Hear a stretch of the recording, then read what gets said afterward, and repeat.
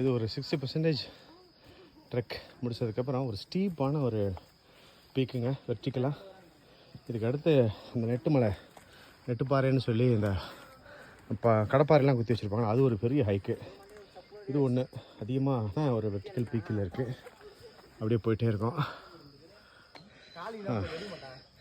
பர்வதமலை மலையேற்றத்தில் நம்ம ஒரு 1260 படிகள் படிக்கட்டு, அடுத்து பாறைகள் வச்சுன படி, அதுக்கப்புறம் மலை பாதைகள்லாம் வந்தால் இனிமேல் நமக்கு அந்த செங்குத்து கடப்பாறைப்படி ஏணிப்படிகளை தாண்டி போகணும்.